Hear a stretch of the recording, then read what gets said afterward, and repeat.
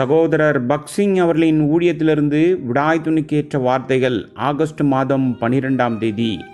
என் ஆத்துமாவே கர்த்தரை ஸ்தோத்ரி, என் முழு உள்ளமே அவருடைய பரிசுத்த நாமத்தை ஸ்தோத்ரி. சங்கீதத்தின் புஸ்தகம் 103வது சங்கீதம் 1வது வசனம். ஆண்டவராய் இயேசு கிறிஸ்துவின் மரணம், அடக்கம் மற்றும் உயிர்த்தெழுதல் ஆகிய இந்த 3 நிகழ்வுகளை நாம் எப்பொழுதும் ஒன்றாக வைத்திருக்க வேண்டும். அவற்றை பிரிக்க முயற்சிக்கக்கூடாது. ஏனென்றால் இவை அனைத்தும் ஒன்றாக செல்கின்றது.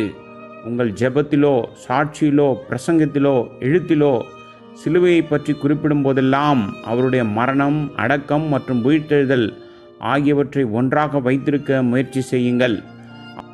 அப்போஸ்தலனாகிய பவுல் நற்செய்தியை பிரசங்கிக்கும் போதெல்லாம் கிறிஸ்துவின் மரணம், அடக்கம் மற்றும் உயிர்த்தெழுதல் ஆகியவற்றை குறிப்பிடுகிறான். 1 கொரிந்தியர் புஸ்தகம் 15வது அதிகாரம் 3 மற்றும் 4வது வசனங்கள். யாராவது உங்களிடம் கேள்வி கேட்டால் நற்செய்தி என்றால் என்ன? அதில் கிறிஸ்து வேத வாக்கியங்களின்படி நம்முடைய பாவங்களுக்காக மரித்தார், அடக்கம் செய்யப்பட்டார், மேலும் அவர் வேத வாக்கியத்தின்படி 3ஆம் நாள் உயிரோடு இருந்தார். கர்த்தராகிய இயேசு கிறிஸ்து நமக்குள் மரணம், அடக்கம் மற்றும் உயிர்த்தெழுதல் போன்ற இதே கிரியை செய்ய அவர் மரித்தார். அவருடைய உயிர்த்தெழுதலின் வல்லமையை நமக்குள் கொண்டு வர அவர் மரித்தார். நம்மை வெற்றியாளர்களாக மாற்றுவதற்காக அவர் மரித்தார். நம்மை அழியாதவர்களாக வைக்க வேண்டும் என்பதற்காகவே அவர் அடக்கம் செய்யப்பட்டு மீண்டுமாக உயிர்த்தெழுந்தார். முதலாவதாக அவர் நம்முடைய பாவங்களுக்காக மரித்தார். கலாத்தியர் புஸ்தகம் 1வது அதிகாரம் 4வது வசனம்.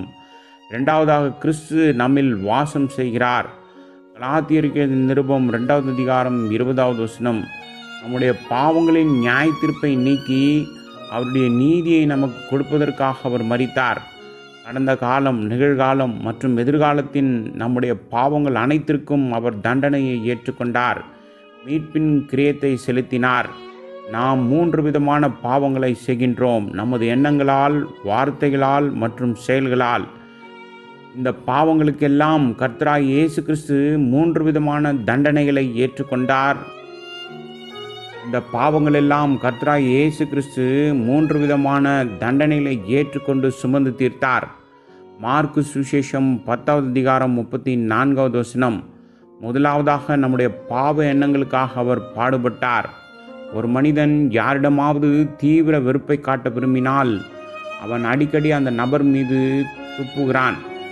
இரண்டாவதாக நம்முடைய பாவமான வார்த்தைகளுக்காக அவர் பரியாசம் பண்ணப்பட்டார், தூற்றப்பட்டார். ஆனால் அவர் பொறுமையாக அனைத்தையும் தாங்கினார். அவர் ஒரு வார்த்தை கூட பேசவில்லை. மூன்றாவதாக நம்முடைய பாவ செயல்களுக்காக அவருடைய கை கால்கள் பக்கவாட்டில் குத்தப்பட்டது. அவர் முதுகில் சாட்டியால் அடிக்கப்பட்டது மற்றும் அவரது தலை முட்களால் முடிசூட்டப்பட்டது. உங்கள் எல்லா பாவங்களையும் கர்த்தர் சுமந்தார் என்பதை நினைவில் கொள்ளுங்கள். மேலும் இவை அனைத்திற்கும் முழு கிரயத்தையும் அவர் கொடுத்தார். நீங்கள் ஆவிக்குரிய ரீதியில் வளர விரும்பினால் உங்கள் எல்லா தண்டனைகளையும் அவரே ஏற்றுக்கொண்டதற்காக ஒவ்வொரு நாளும் அவருக்கு முழு இதயத்தோடு நன்றி சொல்லுங்கள். இதுவே ஆவிக்குரிய வளர்ச்சிக்கான எளிய வழியாகும். அவரிடம் சொல்லுங்கள்: கர்த்தராகிய இயேசுவே, நீர் என் பாவங்களுக்காக மரித்து என் தண்டனை முழுவதையும் ஏற்றுக்கொண்டதற்காக என் முழு இதயத்தோடு உமக்கு நன்றி கூறுகிறேன். நீதிமன்றத்தில் ஒரு நபரை கற்பனை செய்து பாருங்கள். அவர் குற்றம் செய்துள்ளார் என்பதற்கு ஏராளமான சாட்சிகள் உள்ளது. அவர் பல பொருட்களை திருடியுள்ளார். அவர் திருடிய அனைத்து பொருட்களும் நீதிமன்றத்தில் சாட்சியாக கொண்டு வரப்படும். இத்தகைய அபரிதமான சாட்சிகளை எதிர்கொள்ளும் மனிதனால் தீர்ப்பிலிருந்து தப்பிக்க இயலாது. திடீரென்று ஏதோ நடக்கிறது, எல்லா ஆதாரங்களும் மறைந்துவிடும், சாட்சிகள் ஓடிவிடுவார்கள், நீதிபதிகளும் குற்றம் சாட்டப்பட்டவர்களுக்கு மட்டுமே எஞ்சியிருப்பார்கள். உங்களுக்கு எதிராக எந்த ஆதாரமும் இல்லை, நீங்கள் சுதந்திரமாக இருக்கிறீர்கள் என்பதை தவிர நீதிபதி இப்போது என்ன சொல்ல முடியும்? மனிதன் வெற்றியுடன் வெளியே வரமாட்டானா? அப்படியே நாமும் நம்முடைய கர்த்தராகிய இயேசு கிறிஸ்துவால் மன்னிக்கப்பட்டிருக்கிறோம்.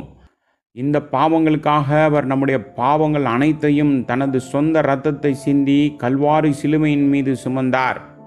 1 பேதுரு புஸ்தகம் 2வது அதிகாரம் 24வது வசனம்.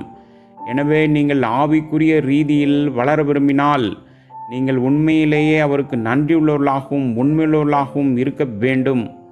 ஒவ்வொரு நாளும் முழு இதயத்தோடு தேவனுக்கு நன்றி சொல்ல கற்றுக்கொள்ள வேண்டும்.